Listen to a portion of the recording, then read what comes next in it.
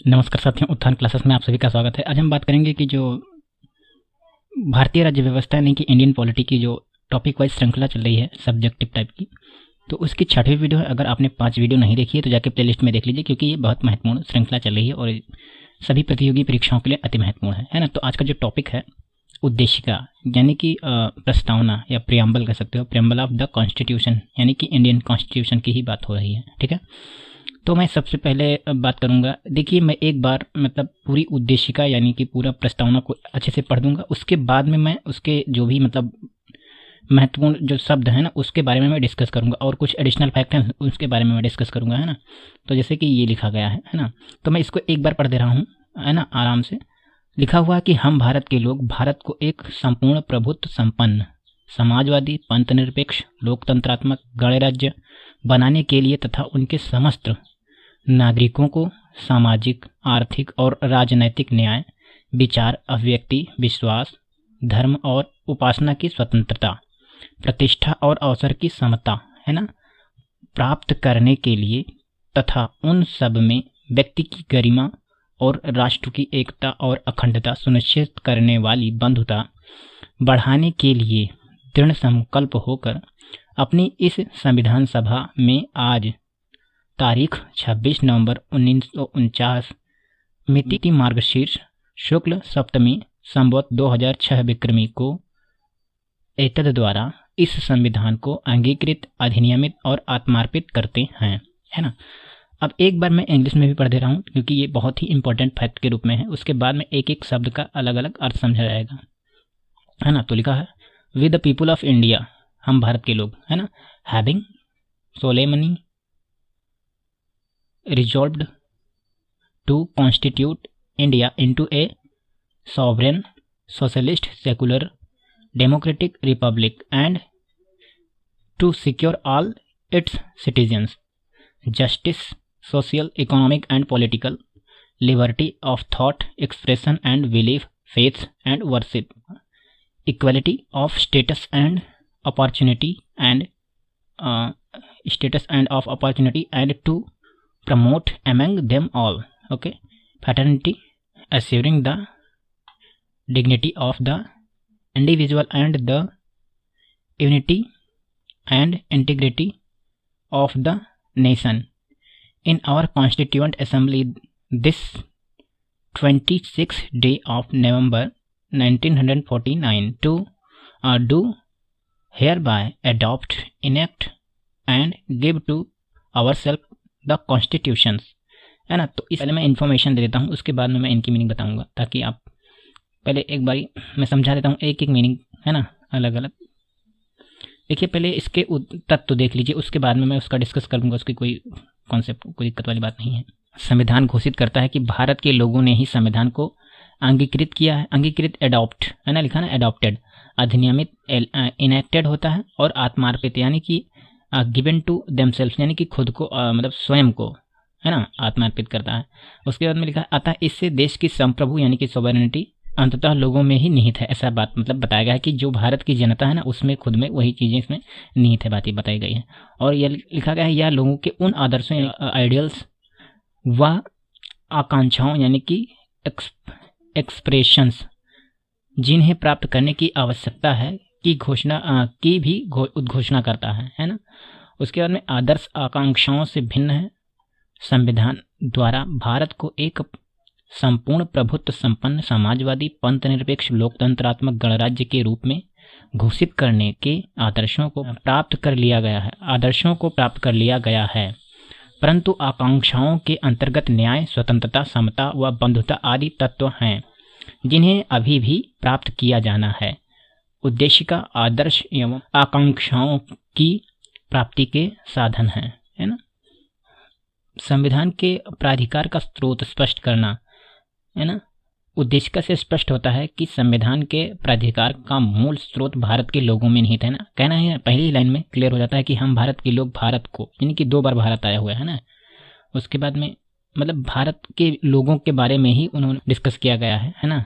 उन्हीं लोग इस भारत के संविधान को अंगीकृत और आत्मार्पित करते हैं। एडिशनल चीज़ें मतलब कोई अन्य किसी का संविधान मतलब भारत के लोगों का है, कहने का मतलब ये है यहाँ पे, है ना। और उसके बाद में है संविधान निर्माण का उद्देश्य स्पष्ट करना, है ना। तो वस्तुतः उद्देशिका में उन सभी अधिकारों एवं स्वतंत्रताओं की घोषणा की गई है जिन्हें भारत के लोगों ने सभी नागरिकों के लिए सुनिश्चित करने की इच्छा की थी, है ना। मतलब यही इच्छा थी कि मतलब अच्छे से संविधान बने ताकि कोई भी भारतीय नागरिक को कोई समस्या ना हो इस तरीके से। तो जो चीज़ें उसमें कही गई थी सारी चीज़ें लगभग मतलब है ना हमारे संविधान में, वही सब चीज़ें इसमें कही। और उद्देशिका में संविधान के अधिनियमन की तिथि का उल्लेख है, वो भी तो है ही है 26 नवंबर 1949, है ना। उद्देशिका में भारतीय राज्य व्यवस्था एवं सरकार के स्वरूप के साथ साथ नागरिकों के अधिकारों एवं स्वतंत्रताओं का भी वर्णन किया गया है ना। मतलब स्वतंत्रता का भी वर्णन किया गया है ना। तो वही चीज़ें हैं। देखिए मैं एक बार हर चीज़ की इसकी शब्दावली के बारे में मैं बता देता हूँ, है ना। तो पहला है यहाँ पे देखिए, ये देखिए संपूर्ण प्रभुत्व संपन्न, है ना। तो इसका मतलब क्या होता है, सॉवरेन, मतलब इंग्लिश में है सॉवरेन। इसका अर्थ पहले समझिए। देखिए संविधान की प्रस्तावना के अनुसार भारत एक संपूर्ण प्रभुत्व संपन्न राष्ट्र होगा, है ना। इसका मतलब क्या है, इससे स्पष्ट है कि भारत अपने आंतरिक एवं बाह्य मामलों में किसी भी विदेशी सत्ता के अधीन नहीं है ना। तथा वह अपनी किसी भी आंतरिक व बाह्य नीति निर्धारित करने के लिए किसी भी राष्ट्र के साथ संधि एवं मित्रता करने के लिए पूर्णतः स्वतंत्र है। मतलब जैसे मान लिया कि हम कोई नीति बना रहे हैं तो हमें किसी भी मतलब हम अपने अकॉर्डिंग नीति बनाएंगे, ना कि हमें अमेरिका से ज़रूरत है, ना कि हमें कोई पाकिस्तान से ज़रूरत है ना। और अगर मान लिया हमें किसी से संधि करनी है तो हमें किसी कंट्री से मतलब उस तरीके से क्या कहते हैं एग्रीमेंट नहीं लेना है, हमारी जो मर्जी होगी हम करेंगे। इसका मतलब ये है ना। जो भी मतलब गाइडलाइन के खिलाफ है, जैसे मान लिया कोई यूनाइटेड नेशन का मामला या कुछ है, वो तो अलग की कॉन्सेप्ट है। लेकिन जो मतलब हम नीति बनाते हैं तो मैं कोई मतलब मैं कहने का मतलब प्रभुत्व संपन्न है ना। ये मतलब यहाँ पे है कि कोई नीति बनाने के मतलब कोई मतलब कुछ किसी कंट्री का दबाव या प्रेशर हो, ऐसा सच कोई इसमें संविधान में ऐसी चीज़ें उल्लिखित है कि कोई दबाव नहीं है ना। समझ गए बात को, यानी कि हम स्वतंत्र हैं। कोई मतलब किसी भी देश के साथ संधि कर सकते हैं या कुछ भी कर सकते हैं, व्यापार कर सकते हैं, वो हमारे ऊपर निर्भर है ना। कोई कानून या कोई ऐसी चीज़ें जो भी चीज़ें हैं मतलब। और क्या है कि उसके बाद में जैसे मान लिया कोई विदेशी सीमा से ग्रहण करना या कोई भी कुछ भी मतलब है, तो वो चीज़ें आप समझ आना। और उसके बाद में है कि समाजवादी, है ना। तो समाजवादी के लिए सोशलिस्ट मतलब, है ना। तो समाजवाद मतलब सोशलिज्म से, है ना। तो इसका मतलब है कि लोकतांत्रिक साधनों से समाज के समाजवादी स्वरूप, है ना, की प्राप्ति। मतलब क्या है कि भारतीय समाजवाद लोकतांत्रिक समाजवाद है, ना कि साम्यवादी समाजवाद है। अच्छा, है ना। तो भारतीय समाजवाद मार्क्सवाद और गांधीवाद का मिलता जुलता स्वरूप है, जिसमें गांधीवादी समाजवाद की और ज़्यादा झुकाव रखते हैं। मतलब कि जो भी चीज़ें होती हैं गांधी जी के जितने भी योजनाएं हैं या नियम जो भी मतलब हैं, इनके थॉट, ये सब समाजवाद पर ज़्यादा विश्वास मतलब ज़्यादा झुकाव रखते हैं। ऐसी चीज़ें इसमें कही गई हैं, है ना। तो यानी कि समाजवादी से आप क्लियर समझ गए होंगे। और पंथ निरपेक्ष का मतलब यानी कि सेकुलर। तो इसका मतलब क्या है कि भारत एक पंथ निरपेक्ष राज्य है, यानी कि सेकुलर स्टेट है ना। तो वो तो बात ठीक है, लेकिन मतलब क्या है कि भारत एक धर्म विहीन यानी कि नॉन रिलीजियस, मतलब इसमें कोई धर्म नहीं है इसका, है ना, अधार्मिक, है ना। वो मतलब किसी भी धर्म को मानता नहीं, लेकिन सभी धर्म को अनुमति देता है, ऐसी चीज़ें हैं, है ना। इसका सीधा अभिप्राय यही है कि राज्य स्वयं को धार्मिक नहीं कहता है और सर्वधर्म समभाव के प्राचीन भारतीय सिद्धांत का अनुकरण करता है ना। इसका तात्पर्य यह है कि राज्य सभी धर्मों को बराबर मान्यता देता है ना। तो ये चीज़ें ध्यान रखना चाहिए, है ना। कंफर्म हो गई बात। और एक बात बता देता हूँ कि उसके बाद में 3-4 चीज़ें मतलब 3 चीज़ें जोड़ी गई थी 42वां संविधान संशोधन 1976 में। तो कौन कौन सी चीज़ें जोड़ी गई थी, सामाजिक मतलब समाजवादी, पंथ निरपेक्ष और अखंडता, है ना। तो वो 1976 में जोड़ी गई थी, ये भी ध्यान रखना। तो मैं यहीं पे बता दिया हूँ, है ना। जैसे आगे तो इतना समझ गए होंगे ना। अब लोकतांत्रिक, है ना, यहाँ पे लिखा हुआ है लोकतंत्रात्मक। तो लोकतंत्रात्मक का मतलब डेमोक्रेटिक्स, है ना। इसका मतलब क्या है, लोकतंत्र पद का तात्पर्य यह है कि केवल उन्हीं शासकों को सरकार चलाने का अधिकार है जो लोगों द्वारा निर्वाचित किए गए हैं। मतलब राजशाही का सिस्टम यहाँ पे नहीं है, है ना। ये का मतलब ये है, जैसे कि मान लिया चुनाव होता है, उसमें जो भी मतलब संसद में जितने भी सांसद बनते हैं उनको चुना जाता है, उसके बाद में क्या कहते हैं, जनता द्वारा वोट पड़ता है, उसके बाद में सरकार का गठन होता है, तो वही मतलब देश को चलाते हैं। ये बातें इसमें कही गई है, ठीक बात। जैसे कि इतना है। उसके बाद में जब पंचायती राज का गठन हुआ तो उसमें भी चुनाव होता है ना। 73 संविधान संशोधन और 74वां संविधान संशोधन 1992 और 93 में जोड़ा गया था, है ना। तो वो भी एक पंचायती राज के सिस्टम के अंतर्गत आता है, तो ये भी लोकतंत्र का एक हिस्सा माना जाएगा, ठीक है। लोकतंत्र दो प्रकार के होते हैं, जैसे एक प्रत्यक्ष होता है, एक अप्रत्यक्ष होता है। लोकतंत्र जो प्रत्यक्ष लोकतंत्र है, लोग अपनी शक्ति का इस्तेमाल प्रत्यक्ष रूप में करते हैं, जैसे स्विट्जरलैंड में है ना। प्रत्यक्ष लोकतंत्र के 4 मुख्य औजार हैं। औजार का मतलब इंस्ट्रूमेंट, जैसे कि इसके क्या है कि परिप्रेक्षा इसके नाम है ना। और इसका मतलब प्लेबेस्टिक पहल, है ना, इनिशिएटिव और प्रत्यावर्तन या प्रत्याशी, है ना, को वापस बुलाना, है ना। इसका मतलब होता है, बुलाने का मतलब होता है रिकॉल, है ना। तथा जनमत संग्रह दूसरी ओर अप्रत्यक्ष लोकतंत्र में इस्तेमाल किया जाता है। तो ये चीज़ें अब क्लियर हो गई होगी बातें। उसके बाद में अगला है गणराज्य, है ना। ये यहाँ पे लिखा गया है गणराज्य बनाने के लिए। तो इसका मतलब होता है मतलब रिपब्लिक का मतलब है गणराज्य की संकल्पना उस राज्य का प्रतीक है जिसमें जनता सर्वोच्च होती है ना। इनमें कोई भी विशेषाधिकार प्राप्त वर्ग नहीं होता और सभी सार्वजनिक पद बिना किसी भेदभाव के सभी नागरिकों के लिए खुले होते हैं। इसमें कोई वंशानुगत शासक नहीं होता है। राज्य का अध्यक्ष लोगों द्वारा एक निश्चित अवधि के लिए चुना जाता है। मतलब क्या है कि जैसे मान लिया 5 साल का टेन्योर हुआ, उसके बाद में उसको हटा दिया जाता है ना। तो ये मतलब है यहाँ पे। और जनता सर्वे सर्वा होती है, उसके हाथ में सब कुछ होता है। ये चीज़ इसमें गणतंत्र का मतलब, गणराज्य का मतलब ये है, ठीक है। तो ये क्लियर हो गया होगा बात। उसके बाद में है कि सामाजिक, आर्थिक और राजनैतिक न्याय, है ना। तो इसका मतलब क्या है कि देखिए कि भारतीय राज्य को कल्याणकारी प्रकृति के माध्यम से नागरिकों को राजनैतिक यानी कि पॉलिटिकल जस्टिस, राजनैतिक न्याय और तथा साथ साथ सामाजिक एवं आर्थिक यानी कि सोशल एंड इकोनॉमिक जस्टिस की प्राप्ति सुनिश्चित करती है। किसी भी प्रकार की अर्हता यानी क्वालिफिकेशन के बिना सार्वभौम वयस्क मताधिकार यानी कि यूनिवर्सल अडल्ट फ्रेंचाइज के द्वारा भारत में राजनीति न्याय सुनिश्चित किया गया है। जबकि पिछड़े हुए नागरिकों के लिए आरक्षण अनुच्छेद 15(4), उपाधियों का अनुच्छेद 18 तथा अस्पृश्यता यानी अनटचेबिलिटी का उन्मूलन अनुच्छेद 17 के द्वारा सामाजिक न्याय को सुनिश्चित किया गया है तथा राज्य के नीति निर्देशक तत्वों के माध्यम से आर्थिक न्याय को सुनिश्चित किया गया है। मतलब भारत में ज़्यादातर तो छुआछूत वगैरह होता ना, कैटेगरी वाइज में मतलब बांटा गया था। तो इसीलिए इसमें साफ साफ बताया गया है कि आर्टिकल 17 दिया गया है कि इसमें छुआछूत का अंत है। जब मौलिक अधिकार पढ़ा जाएगा तो उसमें डिटेल में मतलब बातें होंगी, है ना। तो ये भी चीज़ें सामाजिक न्याय के अंतर्गत आता है, क्योंकि समाज में है तो भाई सबको बराबर जीने का अधिकार है। सामाजिक, आर्थिक और राजनीतिक न्याय के इन तत्वों को 1917 की रूसी क्रांति से लिया गया है ना। जो रूस की क्रांति हो गई थी तो उसी से लिया गया है। उसके बाद में क्या है कि विचार, थॉट मतलब अभिव्यक्ति, विश्वास, धर्म और उपासना की स्वतंत्रता। मतलब क्या है, स्वतंत्र एक मुक्त समाज यानी कि ओपन सोसाइटी की अनिवार्य विशेषता है जो किसी व्यक्ति के बौद्धिक, मानसिक व आध्यात्मिक पक्षों के पूर्ण विकास में सहायता करती है। भारतीय संविधान के अनुच्छेद 19 के अंतर्गत व्यक्तियों को 6 लोकतांत्रिक सेवाओं तथा अनुच्छेद 25 से 28 के अंतर्गत धार्मिक स्वतंत्रता का अधिकार सुनिश्चित किया गया है। जैसे कि मान लिया कोई भी चीज़ें होती हैं, उनको मतलब विचार, अपने प्रति कुछ विचार प्रकट करने के लिए या सोचने के लिए, है ना, अभिव्यक्ति की स्वतंत्रता दी गई है। और अपने धर्म की उपासना करे, पूजा करे, वो अपने ही माध्यम से, ऐसी चीज़ें इसमें बताई गई है, ठीक है ना। अवसर और प्रतिष्ठा और अवसर की समता। समाज मतलब इसका मतलब क्या हुआ कि समता का अर्थ है समाज के किसी भी वर्ग को कोई विशेषाधिकार नहीं है ना, और बिना किसी भेदभाव के हर व्यक्ति को समान अवसर प्रदान करने का उपबंध है।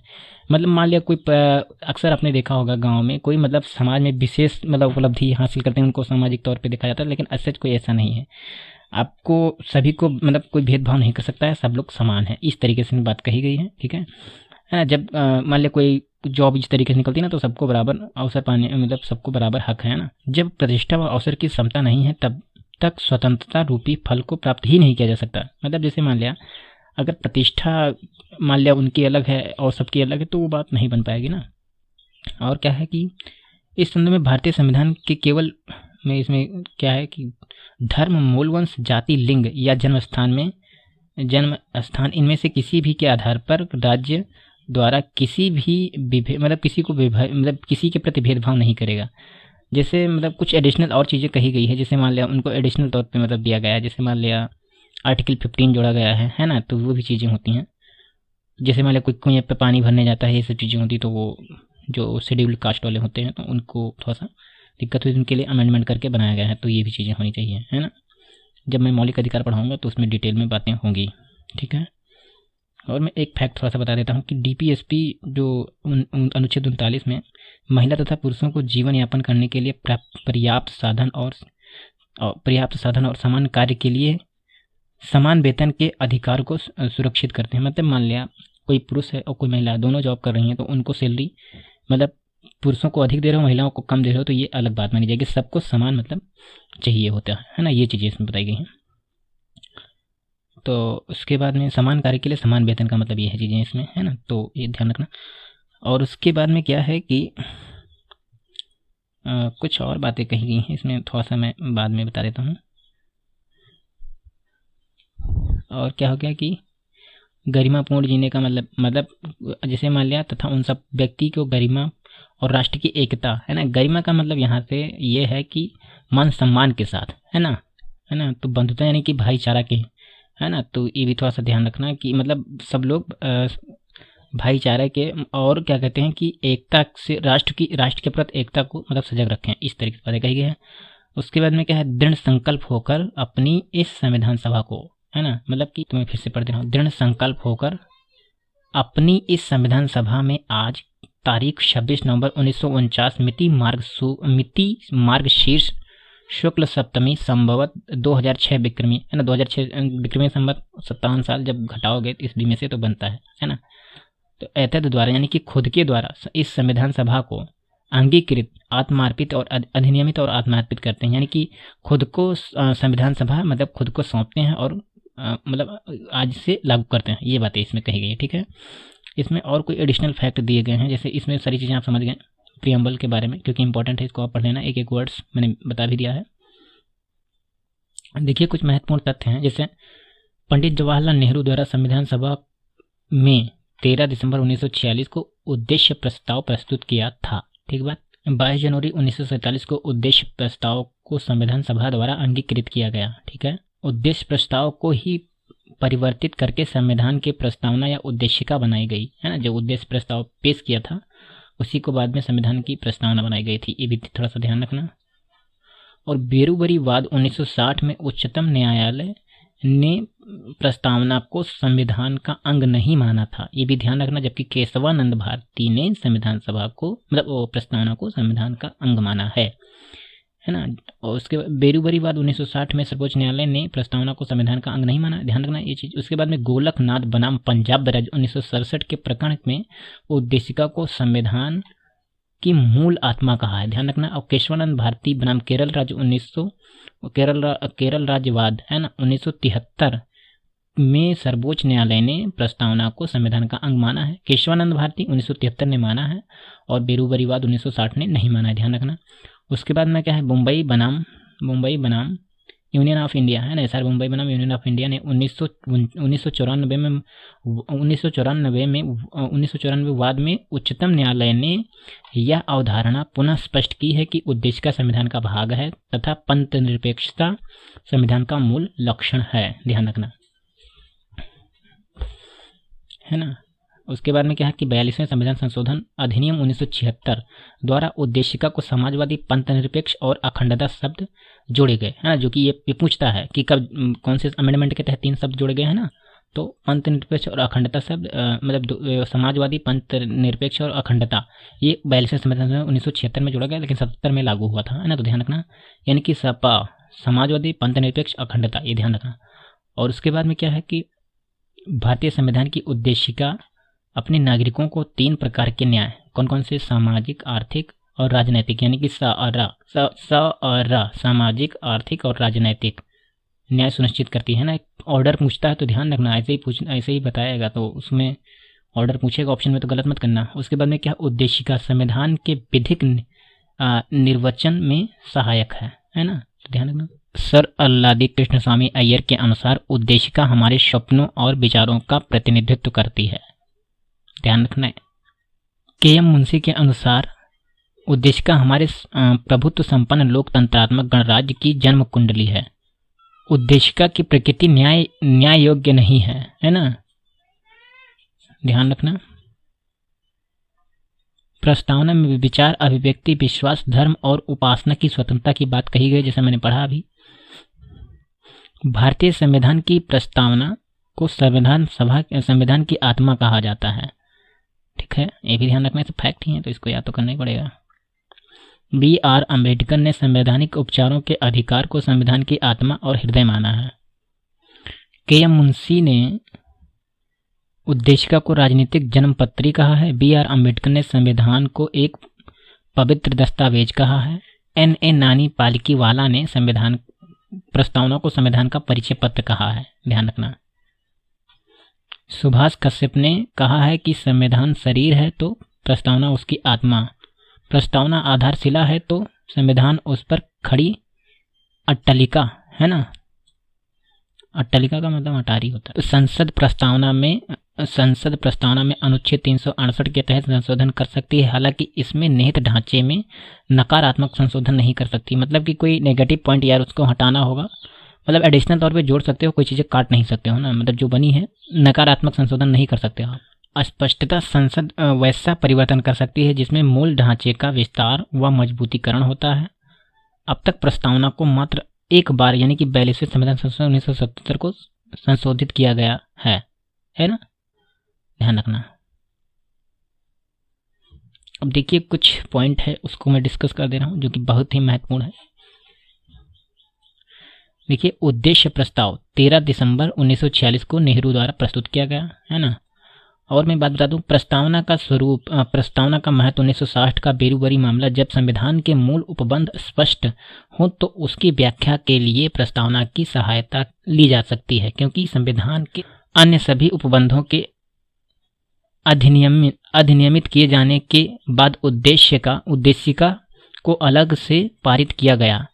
1973 का केशवानंद भारतीवाद मार्गदर्शक सिद्धांत के रूप में प्रस्तावना को स्वीकार किया गया, जैसा कि मैंने अभी बताया था। और संविधान का अंग 1950 का गोपालनवाद संविधान का भाग नहीं है, न्यायालय द्वारा परिवर्तनीय नहीं है, और क्या कहते हैं कि शक्ति का स्रोत नहीं है ना, ये ध्यान रखना। 1960 बेरूबरी का मामला मार्गदर्शक सिद्धांत पर संविधान का भाग नहीं। 1973 का केशवानंद भारतीवाद संविधान के भाग के रूप में स्वीकार किया गया है ना। LIC मामला 1995 प्रस्तावना संविधान का आंतरिक हिस्सा बना है ना, तो ये भी थोड़ा ध्यान रखना। और उद्देशिका में संशोधन केशवानंद भारतीवाद 1973 प्रस्तावना को संविधान का भाग बताते हुए संविधान का भाग मानते हुए कहा कि अनुच्छेद 368 के अधीन संविधान की प्रस्तावना में भी संशोधन प्रभावी किया जा सकता है, पर ऐसा संशोधन मूल ढांचे का मतलब मूल ढांचे में आप संशोधन नहीं कर सकते हो, बाकी आप संशोधन करने के योग्य हो। ये बातें कही गई थी 42वें संविधान संशोधन 1976 द्वारा। प्रस्तावना में समाजवाद यानी कि सोशलिस्ट एंड पंथनिरपेक्ष यानी सेकुलर और अखंडता यानी कि इंटेग्रिटी शब्द जोड़ा गया 3 जनवरी 1977 मतलब से प्रभावी है इस समय है ना, संशोधन प्रभावी है। तो ये चीज़ बिल्कुल क्लियर रूप से समझ गए होंगे, आपको जहाँ तक मेरे ख्याल से कोई दिक्कत नहीं होगी है ना।